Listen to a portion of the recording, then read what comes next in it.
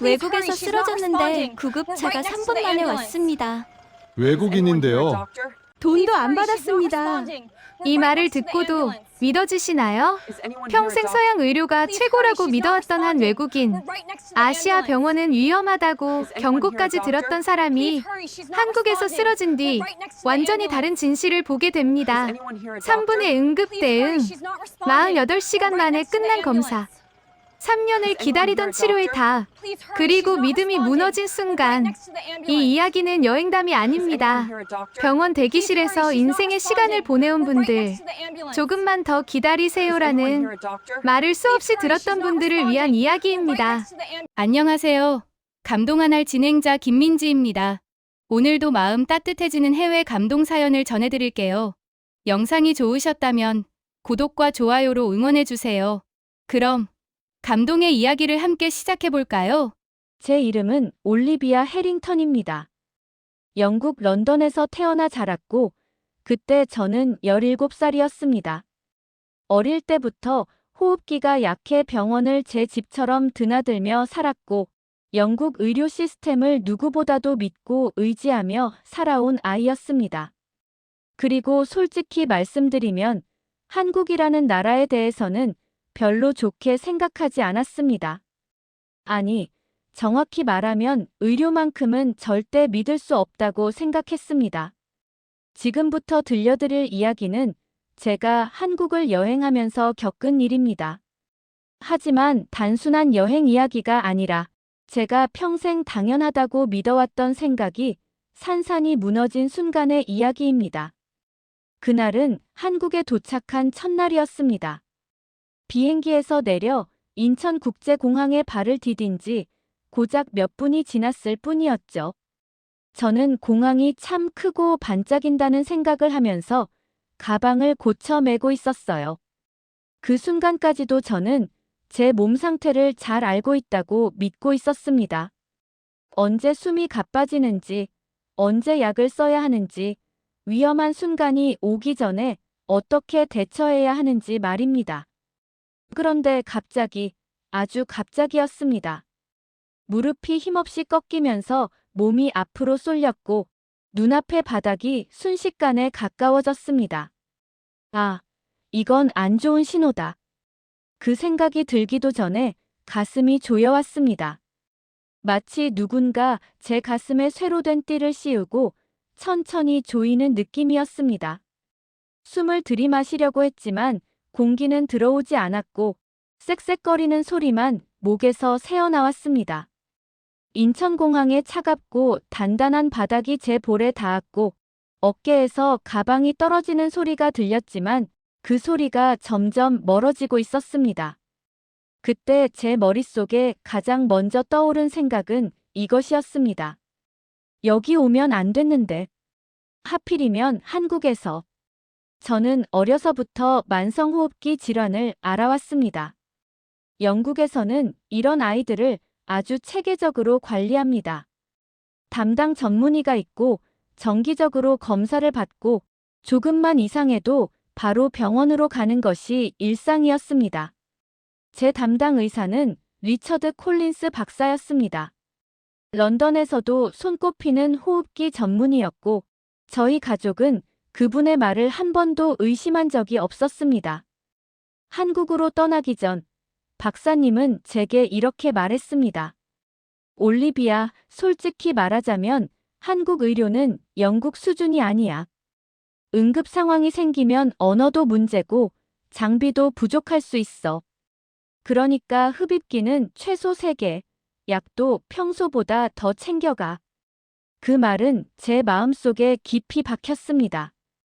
한국은 위험한 곳이다. 특히 나 같은 아이에게는. 엄마도 걱정하셨습니다.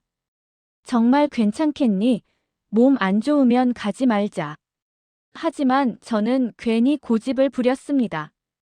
열흘 정도는 버틸 수 있을 거라고, 조심하면 괜찮을 거라고 말이죠. 그런데 바로 그 한국 땅에서 도착한 지 10분도 안 돼 저는 숨을 쉬지 못하고 쓰러져 있었습니다. 주변에서 아이들 목소리가 들렸습니다. 같이 여행 온 친구들이었습니다. 영국에서 함께 학교를 다니던 아이들.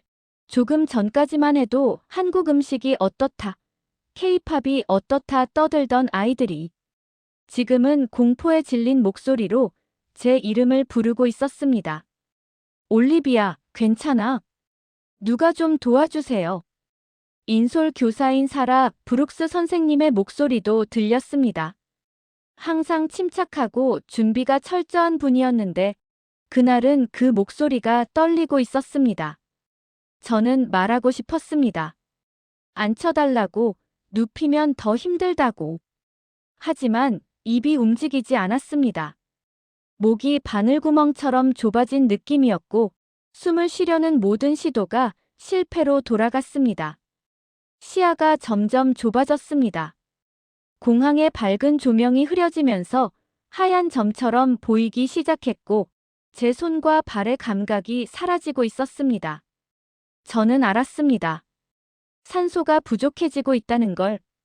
몸이 중요한 장기부터 지키기 위해 다른 걸 포기하고 있다는 걸요. 그 와중에도 제 머릿속에는 이런 생각이 맴돌고 있었습니다. 역시 한국이야. 내가 가장 두려워하던 일이 벌어졌어. 주변에서는 영어가 뒤섞인 목소리들이 들려왔습니다. 한국어 할 줄 아는 사람 없어. 응급 전화번호가 뭐야? 흡입기 어디 있어? 그 소리들은 도움을 주기보다는 이 상황을 더 무섭게 만들고 있었습니다. 저는 점점 멀어지는 의식 속에서 런던에 있는 제 방을 떠올렸습니다. 책장이 가득 찬 방, 부모님 얼굴, 그리고 혹시라도 걸려올 전화 한 통. 이렇게 끝나는 건가? 한국에서. 그때였습니다. 혼란스러운 소리들 사이로 전혀 다른 리듬의 발소리가 들려왔습니다. 빠르지만 급하지 않고 우왕좌왕하지 않는 발소리였습니다. 그리고 침착한 목소리가 한국어로 울려 퍼졌습니다. 주변의 소음을 정리하듯 단호하면서도 차분한 목소리였습니다. 누군가 제 어깨를 잡았습니다. 그 손은 놀랍도록 안정적이었습니다. 그 순간 제가 마지막으로 생각한 것은 이것이었습니다. 왔구나. 하지만 너무 늦었어. 여긴 한국이니까.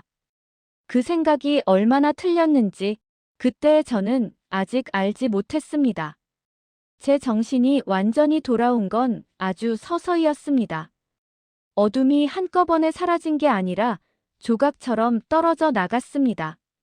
먼저 소리가 들렸고 그 다음엔 몸의 감각이 돌아왔으며 마지막으로 흐릿했던 시야가 조금씩 또렷해졌습니다.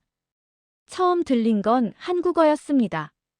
빠르지만 이상하게도 전혀 급하지 않은 목소리들이었습니다. 어수선한 공항 소음 속에서도 또렷하게 구분되는 말투였고 음성에는 흔들림이 없었습니다. 그와 동시에 제 손목을 누르는 감각이 느껴졌습니다. 누군가 맥박을 재고 있었고 그 손길은 주저함이 없었습니다. 많은 상황을 겪어본 사람만이 가질 수 있는 단단함이 느껴졌습니다. 눈을 조금 떴을 때 제 시야에 가장 먼저 들어온 건 짙은색 유니폼이었습니다. 그리고 그 옆으로 공항 바닥 위에 정리되듯 놓여있는 금속 장비들이 보였습니다. 어수선하게 흩어진 게 아니라 꼭 필요한 것만 정확한 위치에 놓여 있었고 그 모습이 묘하게 안정감을 주었습니다. 그 순간 머릿속에 스친 생각은 단 하나였습니다. 왔구나. 그런데 이렇게 빨리. 제 몸은 시간을 알고 있었습니다. 저는 발작을 겪을 때마다 시계를 보지 않아도 어느 정도 시간이 흘렀는지 감각적으로 알 수 있었습니다. 영국에서 구급차를 불렀을 때의 기다림을 너무 많이 겪어왔기 때문입니다. 짧으면 20분, 길면 40분 그 이상을 기다리기도 했고 그 시간 동안은 오직 스스로 버티는 수밖에 없었습니다. 한 번은 거실 바닥에 앉아 엄마 손을 잡고 45분을 기다린 적도 있었습니다. 그날은 흡입기도 거의 효과가 없었고 구급대원들이 도착했을 땐 이미 온몸이 탈진 상태였습니다. 그런데 지금은 달랐습니다. 제가 쓰러진 지 얼마 되지 않았다는 걸 몸이 먼저 말해주고 있었습니다. 아직 극한의 탈진이 오기 전이었고 손끝의 감각도 완전히 사라지지 않았습니다. 이건 분명 몇 분 안에 벌어진 일이었습니다. 제 옆에는 2명의 구급대원이 무릎을 꿇고 있었습니다. 한 사람은 머리를 단정하게 묶은 여성 구급대원이었고 제 손목을 짚으며 동시에 작은 모니터를 확인하고 있었습니다. 다른 한 사람은 안경을 쓴 젊은 남성이었는데 이미 빨간 응급 가방을 열어 필요한 장비를 꺼내고 있었습니다. 두 사람의 움직임은 말없이도 완벽하게 맞아떨어졌습니다.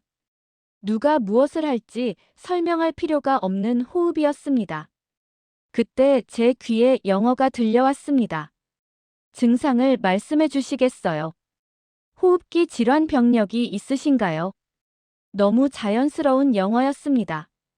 억지로 외운 문장이 아니라 실제 의료 현장에서 매일 사용하는 언어처럼 들렸습니다. 저는 대답하려 했습니다. 만성 질환이라는 말도 하고 싶었고 어떤 약을 먹고 있는지도 말하고 싶었습니다. 하지만 제 입에서는 제대로 된 말이 나오지 않았고 가느다란 쌕쌕거림만 새어나왔습니다. 그런데 남자 구급대원은 전혀 당황하지 않았습니다. 고개를 한번 끄덕이더니 동료에게 영어로 말했습니다. 천식 발작입니다. 지금 치료 시작하겠습니다. 그 말이 끝나기도 전에 그의 손은 이미 움직이고 있었습니다. 네뷸라이저 마스크를 꺼내고 약병을 연결하고 튜브를 조립하는 모든 과정이 너무 빠르고 정확해서 저는 그저 지켜볼 수밖에 없었습니다. 망설임도 없었고 확인도 없었고 설명도 없었습니다. 오직 훈련된 움직임만 있었습니다. 제 오른쪽에서 루시의 목소리가 들렸습니다. 당황과 두려움이 섞인 목소리였습니다. 의사 불러야 하는 거 아니에요. 그때 여성 구급대원이 고개를 들어 루시를 바라봤습니다. 표정은 차분했고 말투는 단호했습니다. 저희는 훈련받은 의료진입니다. 뒤로 물러나 주시고 공간을 확보해 주세요. 그 말에는 불필요한 감정이 없었습니다. 무례하지도 않았고 차갑지도 않았습니다. 그저 자신이 무엇을 하고 있는지 정확히 아는 사람의 목소리였습니다. 그 한마디에 주변이 정리되는 게 느껴졌습니다. 아이들이 뒤로 물러났고 브룩스 선생님도 고개를 끄덕이며 공간을 만들어 주셨습니다.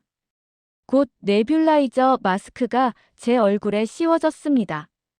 순간적으로 밀폐된 느낌의 본능적인 두려움이 올라왔지만 곧 약이 분사되기 시작했습니다. 차갑고 촉촉한 공기가 마스크 안을 채웠습니다. 그리고 그 공기는 분명히 이전과 달랐습니다. 처음 제대로 들어온 숨은 말로 표현하기 어려웠습니다. 마치 오랫동안 잠겨있던 문이 아주 조금 열리는 느낌이었습니다.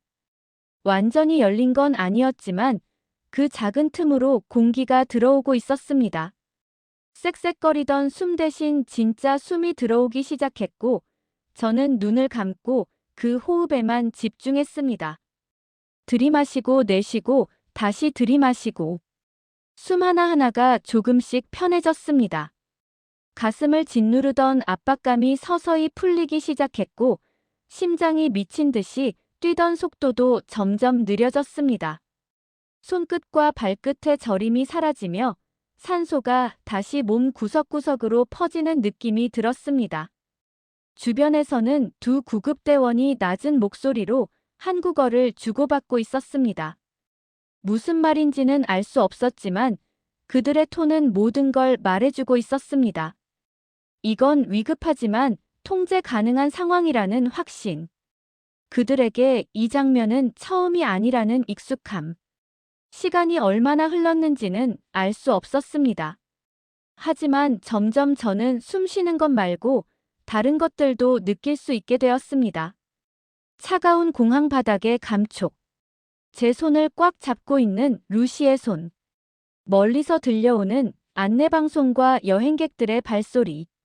수천 명의 사람들이 바로 옆에서 아무 일도 없다는 듯 이동하고 있다는 사실이 묘하게 현실감을 주었습니다. 산소 포화도가 올라가고 있어요. 여성 구급대원이 모니터를 보며 말했습니다. 93에서 95로. 좋아요. 남자 구급대원이 제 쪽으로 몸을 기울이며 말했습니다. 잘하고 계세요. 천천히 숨 쉬세요. 조금만 더 필요합니다. 저는 고개를 끄덕였습니다. 아직 완전히 편하지는 않았지만 더 이상 공포에 사로잡혀 있지는 않았습니다. 익사하던 상태에서 벗어나 이제는 물 위에 떠 있는 느낌이었습니다. 힘들지만 살아있다는 확신이 들었습니다. 그들은 서두르지 않았습니다. 시간을 재촉하지도 않았고 필요 이상으로 말을 하지도 않았습니다. 그저 지켜보고 조정하고 기다렸습니다. 전문가의 인내라는 게 이런 거구나 싶었습니다. 잠시 후 네뷸라이저 마스크가 벗겨졌습니다. 공기가 밋밋하게 느껴졌지만 숨을 쉴 수 있다는 사실만으로도 감사했습니다. 어떠세요? 남자 구급대원이 물었습니다. 나아요. 제가 말했을 때 제 목소리가 사람 목소리처럼 들려서 스스로도 놀랐습니다. 훨씬 나아요. 감사합니다. 그는 미소를 지었습니다. 형식적인 미소가 아니라 진짜 사람이 짓는 미소였습니다.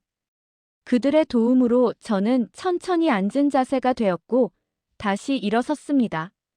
다리는 떨렸지만 설 수 있었습니다. 주변에서는 안도의 숨소리가 터져나왔고 루시는 눈물을 흘리며 저를 안았습니다. 그때 브룩스 선생님이 물었습니다. 비용은 어떻게 되나요? 보험 서류가 필요한가요? 구급대원들은 잠시 서로를 보더니 아주 담담하게 말했습니다. 공항 응급의료는 무료입니다.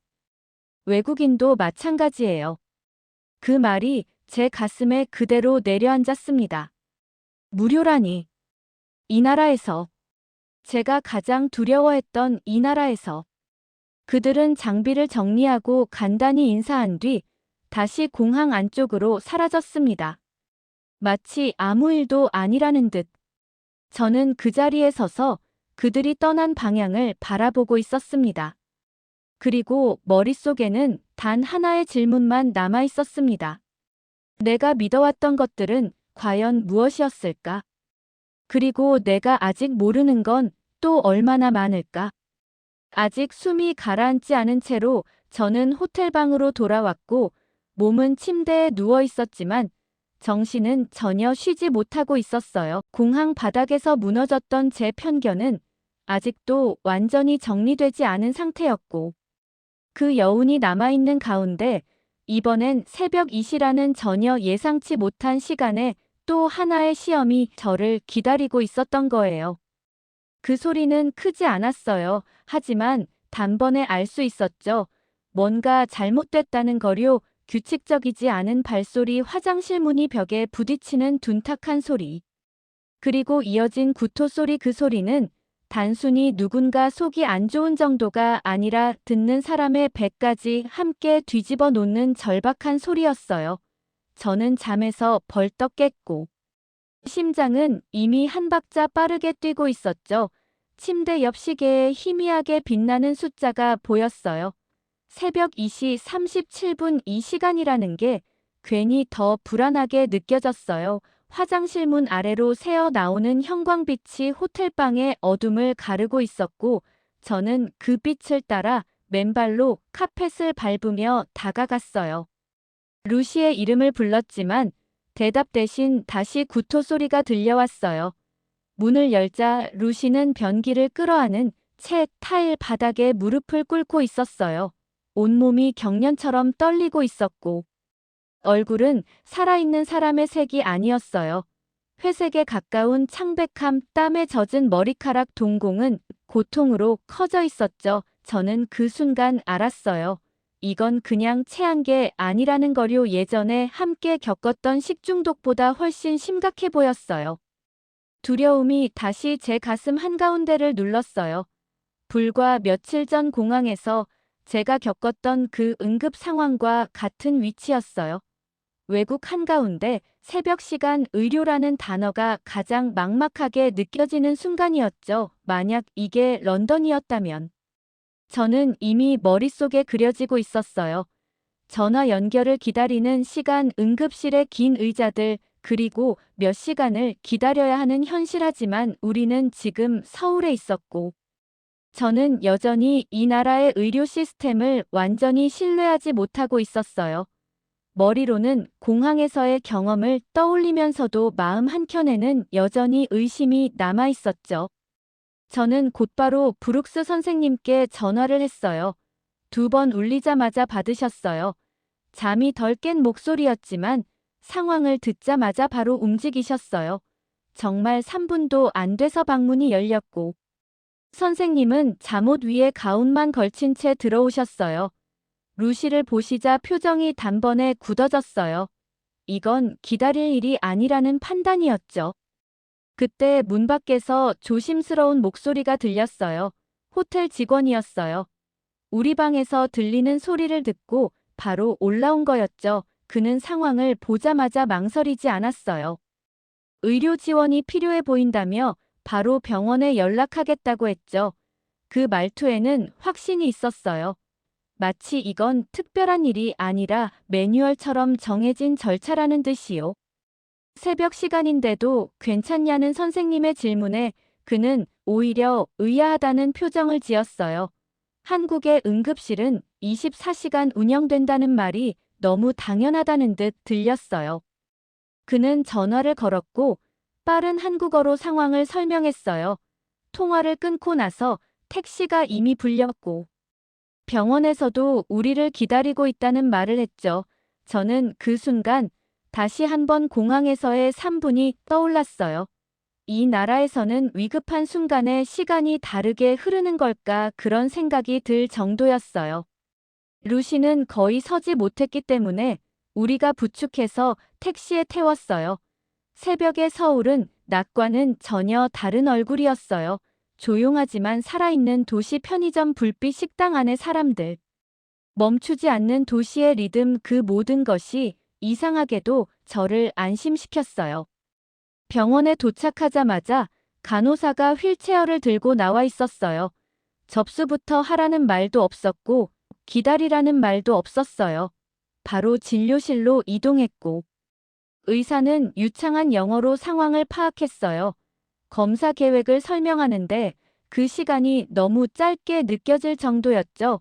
혈액 검사와 초음파가 동시에 진행됐고 결과는 믿을 수 없을 만큼 빨리 나왔어요. 저는 시계를 계속 확인하고 있었어요. 모든 게 1시간 안에 이루어지고 있었거든요. 루시는 링거를 맞으며 안정을 되찾고 있었고 얼굴 색도 점점 돌아오고 있었어요. 그 모습을 보며 저는 공항 바닥에서 숨을 되찾던 제 모습을 떠올렸어요. 2번의 응급 상황, 2번의 신속한 대승, 2번 모두 한국에서였어요. 마지막으로 청구서를 봤을 때 저는 말문이 막혔어요. 그 금액은 영국에서 병원 주차비보다도 적은 수준이었어요. 선생님은 웃지도 울지도 못한 표정으로 고개를 흔들었고 저는 숫자를 몇 번이나 다시 확인했죠. 호텔로 돌아오는 택시 안에서 루시는 창에 기대 잠들어 있었고 저는 그 얼굴을 보며 생각하고 있었어요. 며칠 전까지만 해도 저는 한국의 의료 수준을 의심했고 두려워했으며 스스로를 불운하다고 생각했어요. 하지만 지금 제 눈앞에는 그 의심을 하나씩 무너뜨리는 장면들이 쌓여가고 있었어요. 엘리베이터 거울에 비친 제 얼굴은 피곤했지만 눈만큼은 분명히 달라져 있었어요. 저는 깨닫고 있었어요. 이 여행은 단순한 견학이나 관광이 아니라 제 안에 깊이 자리 잡은 생각들을 하나씩 시험대에 올리고 있다는 거요. 그리고 이 시험은 아직 끝나지 않았다는 것도요. 한국에서의 시간은 아직 남아 있었고 저는 이제 다음에 또 무엇이 제 확신을 흔들게 될지 알 수 없었어요. 그런 생각을 하며 저는 조용히 숨을 고르고 있었어요. 다음 이야기가 이미 시작되고 있다는 걸 느끼면서요. 서울대학교 병원이라는 이름을 다시 떠올렸을 때 저는 이상하게도 병원 특유의 냄새나 긴장감보다 호텔 로비 같은 첫인상이 먼저 떠올랐어요. 지난 새벽 응급실에 충격을 겪고 난 뒤라서인지 이번 방문은 마음가짐부터 달랐어요. 그날 새벽 이후 제 안에는 하나의 질문이 계속 남아 있었거든요. 만약 한국의 응급의료가 이 정도라면 그렇다면 계획된 진료 전문의 진단은 어떤 모습일까 하는 질문이었어요. 그래서 저는 용기를 냈어요.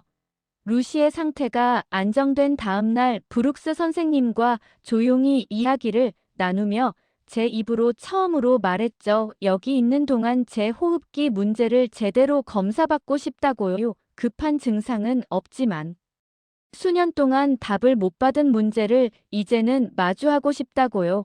그 말은 사실 제 자신에게 하는 선언이기도 했어요. 더 이상 그냥 이렇게 사는 게 당연하다고 넘기지 않겠다는 선언이었죠. 서울대학교 병원 로비에 들어섰을 때 저는 잠시 걸음을 멈췄어요. 병원이라는 공간에서 느껴야 할 긴장보다 규모와 질서와 밝음에 먼저 압도됐거든요. 천장까지 이어진 유리창 사이로 햇빛이 쏟아지고 바닥의 대리석에는 수많은 사람들의 발걸음이 차분히 반사되고 있었어요. 안내판은 여러 언어로 또렷했고 직원들과 환자들은 마치 익숙한 일상을 살아가듯 자연스럽게 움직이고 있었죠. 이곳은 아픈 사람들이 모여 혼란스러워하는 장소가 아니라 정돈된 시스템 안에서 각자의 역할이 분명한 공간처럼 보였어요. 제가 더 놀란 건 예약까지 걸린 시간이었어요. 요청한 지 고작 이틀 만이었거든요. 영국에서 3년 동안 대기 명단에 이름을 올려두고도 언제가 될지 몰랐던 그 진료를 한국에서는 48시간 만에 잡았다는 사실이 로비 한가운데 서서 다시 한번 실감났어요. 설렘과 두려움이 동시에 밀려왔죠. 혹시라도 끔찍한 결과가 나오면 어쩌나, 아무것도 밝혀지지 않으면 또 어쩌나 하는 생각들이요. 직원이 제 이름을 정확히 부르며 다가왔고 자연스럽게 접수와 안내가 이어졌어요. 엘리베이터는 조용했고 층 안내 음성도 부드러웠어요.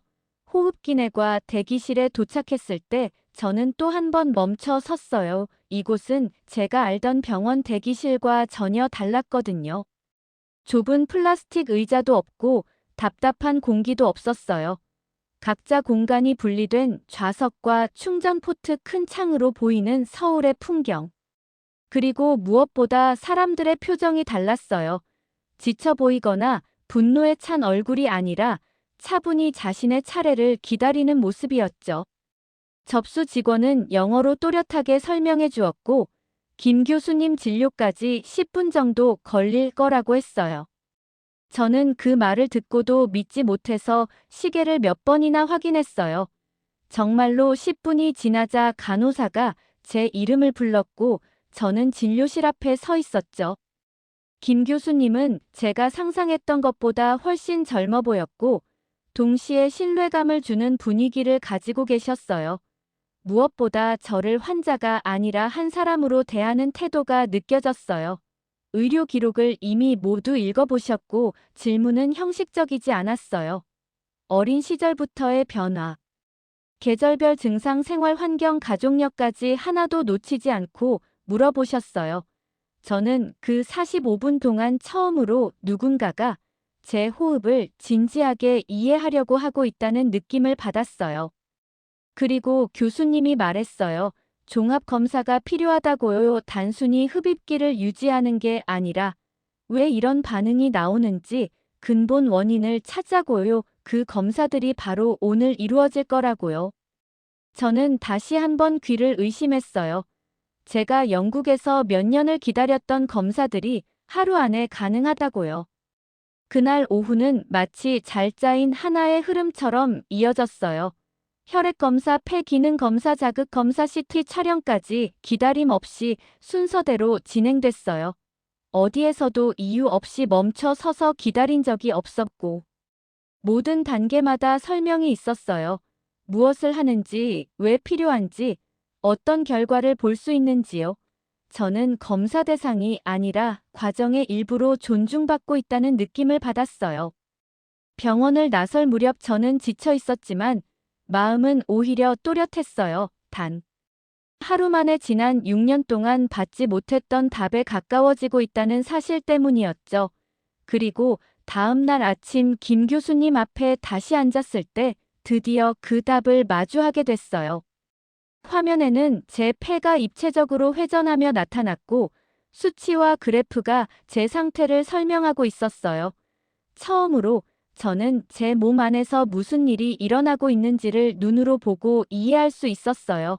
중등도 지속성, 천식 특정 알레르겐, 만성 염증 그리고 다행히도 돌이킬 수 없는 손상은 없다는 말까지요.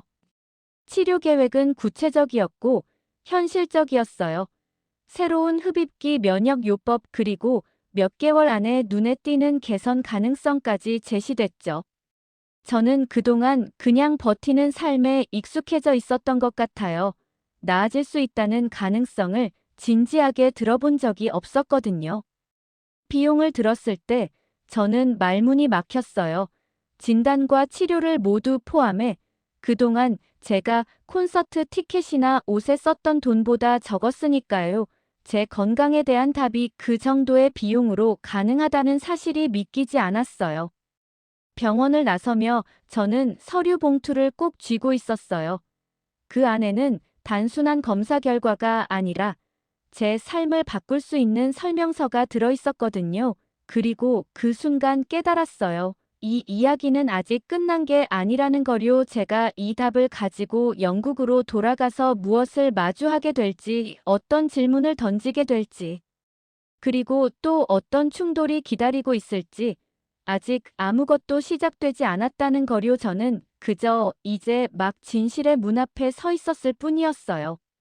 하얼리 스트리트에서 나와 지하철 계단을 내려가던 그 순간에도 내 머릿속에는 방금 전 진료실의 공기가 계속 맴돌고 있었어요.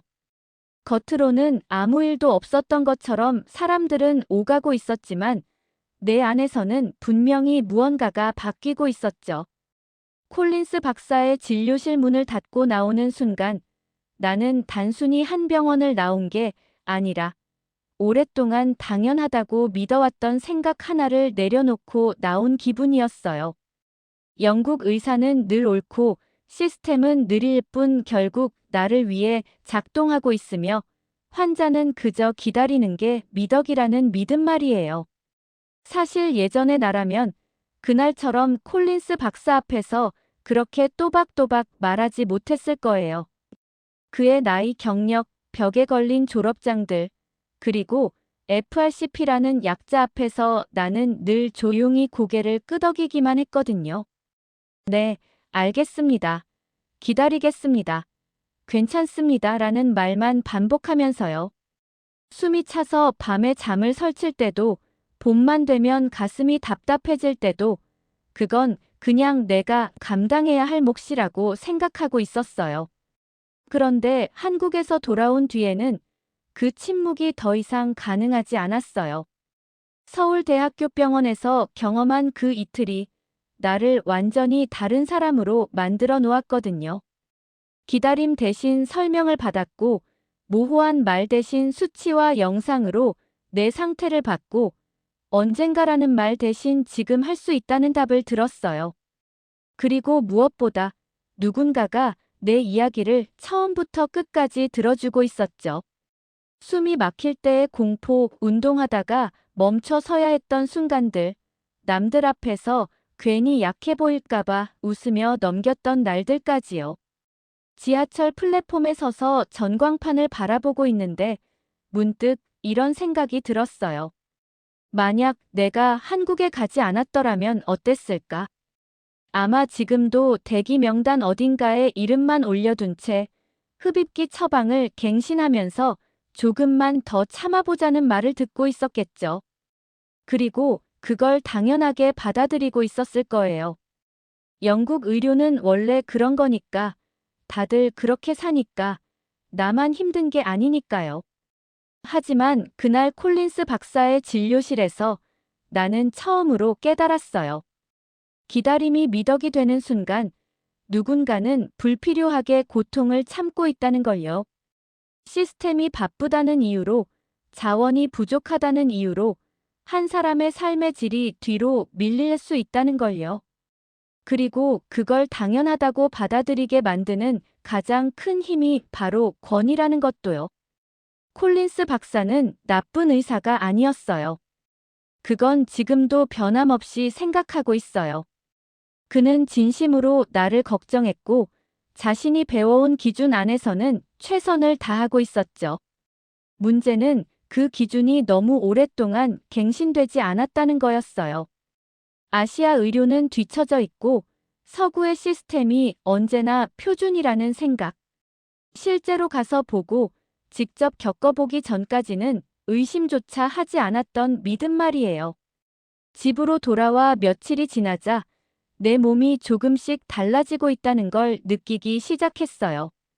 김 교수님이 조정해준 약 덕분에 아침에 숨을 들이마실 때 가슴이 덜 답답했고 계단을 오를 때도 예전처럼 중간에 멈추지 않아도 됐어요. 아주 극적인 변화는 아니었지만 분명한 차이가 있었죠. 무엇보다 마음이 달라졌어요. 이제는 내가 왜 이런 증상을 겪는지 알고 있었고 앞으로 어떻게 관리해야 할지도 알고 있었으니까요. 그때부터였어요. 이 이야기를 그냥 내 안에만 묻어둘 수 없다는 생각이 든 게요. 나처럼 오랫동안 기다리며 스스로를 탓하고 있는 사람이 분명히 더 있을 거라는 확신이 들었거든요. 특히 나보다 나이가 많고 의사 말이라면 무조건 믿어야 한다고 배워온 세대라면 더더욱 그럴 거예요. 의사가 그러라면 그런 거지. 괜히 문제 삼지 말자. 다들 그렇게 사는데 라는 말로 자신을 설득하면서요. 하지만 나는 이제 알고 있었어요. 질문하는 게 무례가 아니라는 걸요. 다른 선택지를 알아보는 게 배신이 아니라는 걸요. 그리고 무엇보다 더 나은 치료를 받을 자격이 있다는 걸요. 이건 나라를 비교하자는 이야기도 아니고 어디가 더 우월하다고 싸우자는 얘기도 아니었어요. 그저 지금 이 시대에 가능한 의료의 기준이 어디까지 와 있는지 그 현실을 있는 그대로 보자는 이야기였죠. 가끔은 이런 생각도 들어요. 만약 콜린스 박사가 내 말을 계기로 한국 의료에 대해 다시 한번 찾아본다면, 만약 그가 다음 환자에게 꼭 영국에서만 치료받아야 하는 건 아니다라고 말해 준다면 그건 꽤 큰 변화일지도 모른다고요. 아주 작은 균열일지라도 그 균열 하나가 누군가의 삶을 바꿀 수도 있으니까요. 내 이야기는 아직 끝난 게 아니에요. 면역 치료는 이제 시작 단계고 앞으로 몇 달, 몇 년에 걸쳐 더 많은 변화가 있을 거예요. 영국 의료 시스템 안에서 한국 의료진과 협력하며 치료를 이어가는 과정도 남아있고요. 분명 쉽지만은 않겠죠. 이해받지 못하는 순간도 있을 거고 또다시 설명해야 할 날들도 있을 거예요. 하지만 이제 나는 예전처럼 조용히 기다리기만 하는 환자는 아니에요. 내 몸에 대해 알고 있고 내 상태를 설명할 수 있고 필요하다면 다른 길을 선택할 용기도 생겼어요. 그리고 이 경험이 나 혼자만의 것이 아니라는 것도 알고 있어요. 어딘가에서 지금 이 순간에도 누군가는 숨이 차서 창가에 서 있고 밤마다 기침 때문에 잠을 설치고 있고 나만 유난인 걸까 하며 스스로를 탓하고 있을 테니까요. 그래서 나는 계속 말하려고 해요. 내가 보고 겪은 걸 느낀 그대로요. 판단은 각자의 몫이겠지만 적어도 선택지는 알아야 하니까요. 이 이야기가 누군가에게는 용기가 되고 누군가에게는 새로운 질문이 되고 또 누군가에게는 오래 기다려온 답의 시작이 되기를 바라면서요. 집회가 끝난 뒤 강당 문을 나서는데 이상하게도 다리가 쉽게 떨어지지 않았습니다. 무대 위에서 발표할 때의 긴장과는 전혀 다른 종류의 두근거림이 가슴을 눌렀기 때문입니다. 내가 너무 과감한 이야기를 한 건 아닐까? 괜히 쓸데없는 말을 한 건 아닐까? 어른들이 듣기에는 불편했을 수도 있겠다는 생각이 머릿속을 계속 맴돌았습니다. 특히 우리 학교에는 의료계에 종사하는 부모님들이 많았고 NHS를 자부심처럼 여기며 살아오신 분들도 많았기에 제 말 한마디 한마디가 누군가에게는 도전처럼 들렸을지도 모른다는 걱정이 컸습니다. 그런데 그날 저녁 예상과는 전혀 다른 일이 벌어졌습니다. 집에 돌아와 이메일을 열어보니 알림이 쉴 새 없이 쌓여 있었습니다. 학생들만이 아니라 학부모들 그리고 그 중에는 수십 년간 병원에서 일해온 간호사, 응급실 의사보건 행정 담당자들의 메시지도 섞여 있었습니다. 그분들이 보내온 말들은 놀랍도록 비슷했습니다. 그동안 마음속에만 묻어두고 말하지 못했던 이야기였다. 우리가 현장에서 느끼는 현실과 너무 똑같았다. 누군가는 꼭 이런 이야기를 해야 했다라는 내용이었습니다. 특히 아직도 제 마음에 선명하게 남아있는 한 통의 메일이 있습니다. 보낸 분은 60대 중반의 여성으로 40년 넘게 NHS에서 간호사로 일하다 은퇴하신 분이었습니다. 그분은 조심스러운 문장으로 이렇게 적어주셨습니다. 나는 평생 NHS를 자랑스럽게 여겼고 우리 시스템이 세계 최고라고 믿어왔다 하지만 정작 내 남편이 심장 문제로 응급실에 갔을 때 우리는 8시간을 기다렸고 그 사이 남편의 얼굴은 점점 창백해졌다. 그날 이후로도 나는 시스템을 탓하지 않았다. 그게 옳은 태도라고 배워왔기 때문이다. 하지만 내 이야기를 듣고 처음으로 깨달았다. 우리가 참고 견뎌온 시간이 사실은 필요 없는 고통이었을지도 모른다는 것을. 그 메일을 읽고 한동안 저는 아무 말도 할 수 없었습니다. 제가 학교에서 했던 발표는 단순히 한 나라의 의료를 다른 나라와 비교한 이야기가 아니었구나. 누군가에게는 수십 년 동안 마음속에 묻어두었던 질문을 꺼낼 수 있게 해준 계기였구나. 그 사실을 그때 처음으로 실감했습니다. 사실 60대, 70대가 되면 병원이라는 공간은 더 이상 뉴스 속 이야기나 남의 일이 아닙니다. 본인이 아니더라도 배우자, 형제, 친구 중 누군가는 이미 만성 질환을 안고 살아가고 있고 병원 대기실의 냄새와 차가운 의자에 익숙해집니다. 조금 더 기다리자, 나중에 다시 보자, 지금은 어쩔 수 없다는 말을 수없이 듣게 됩니다. 그 말을 들을 때마다 마음 한켠에서는 설명하기 어려운 불안이 커지지만 그래도 우리는 이렇게 스스로를 다독이며 살아왔습니다. 그래도 여긴 영국이니까, 그래도 시스템은 결국 나를 보호해줄 거야, 다들 이렇게 사는 거니까 하고 말입니다. 저 역시 다르지 않았습니다. 하얼리 스트리트의 권위 있는 의사가 말하면 그 말은 의심할 수 없는 진실이라고 믿었습니다. 아시아 의료는 아직 멀었다. 한국은 관광은 몰라도 의료는 아니다. 응급 상황에서는 절대 믿지 말라는 말을 아무 의심 없이 받아들였습니다. 그것이 바로 제가 한국에 대해 가지고 있던 편견이었습니다. 선진국은 서양이고 아시아는 따라오는 쪽이라는 생각값이 싸면 질이 떨어질 거라는 믿음 체계는 겉보기만 번지르르 할 것이라는 고정관념이 제 머릿속에 깊이 자리 잡고 있었습니다. 하지만 인천공항에서 쓰러졌던 그 순간, 그리고 그 이후 서울의 병원에서 제가 직접 겪은 모든 과정은 그 편견을 하나씩 아주 조용하게 그러나 단단하게 무너뜨렸습니다. 누군가를 깎아내리거나 비교하려는 의도는 아니었습니다. 다만 왜 우리는 이 사실을 몰랐을까? 왜 이렇게 당연한 선택지를 스스로 지워버리고 살았을까라는 질문이 계속 마음에 남았습니다. 시간이 지나며 제 몸 상태는 조금씩 안정되었고 그와 함께 제 생각도 서서히 바뀌었습니다. 예전 같았으면 병원 예약 날짜를 기다리며 달력에 표시해두고 그날까지 참고 견디는 것이 당연하다고 여겼을 겁니다. 하지만 이제는 다릅니다. 의사에게 질문하고 다른 나라의 치료 방식도 찾아보고 내 몸에 대해 스스로 공부하는 것이 무례가 아니라 책임이라는 사실을 알게 되었습니다. 이 변화는 결코 저 혼자만의 것이 아니었습니다. 제 이야기를 들은 몇몇 부모님들은 실제로 다른 선택을 하기 시작했습니다. 자녀의 만성 피부 질환 때문에 독일의 클리닉을 알아본 분도 계셨고, 무릎 수술 대기 시간이 너무 길어 한국 병원을 진지하게 검토한 분도 계셨습니다. 그분들이 공통으로 하신 말이 있습니다. 우리는 선택지가 있다는 걸 몰랐다는 말이었습니다.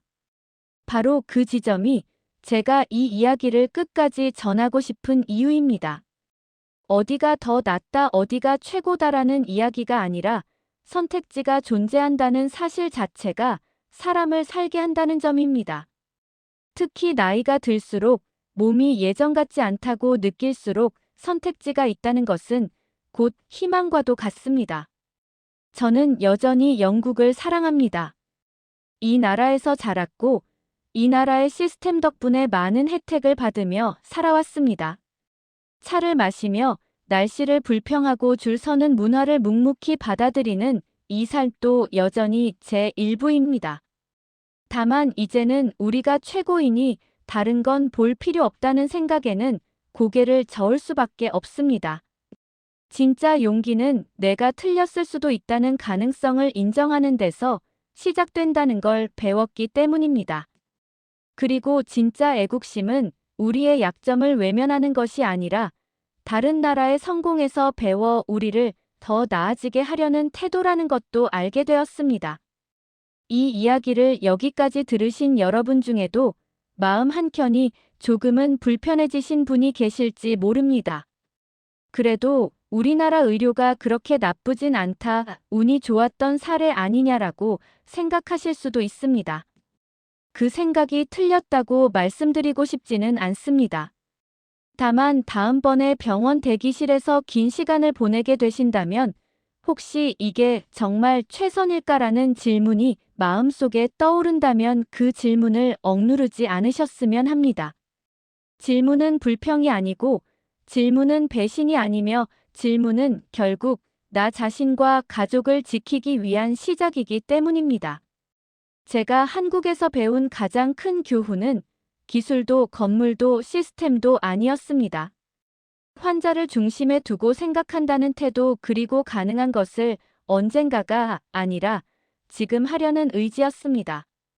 이 이야기가 여러분께 어떤 결론을 강요하지 않기를 바랍니다. 다만 조금 더 넓게 보고 조금 더 많이 묻고 조금 덜 참아도 괜찮다는 용기를 드릴 수 있다면 그것으로 충분하다고 생각합니다. 오랫동안 당연하다고 믿어온 것들이 사실은 바꿀 수 있는 선택지였다는 걸 알게 되는 순간 사람의 삶은 조용히 그러나 분명히 달라지기 시작합니다. 오늘 이 이야기가 여러분의 마음 어딘가에 작은 질문 하나로 남기를 바랍니다.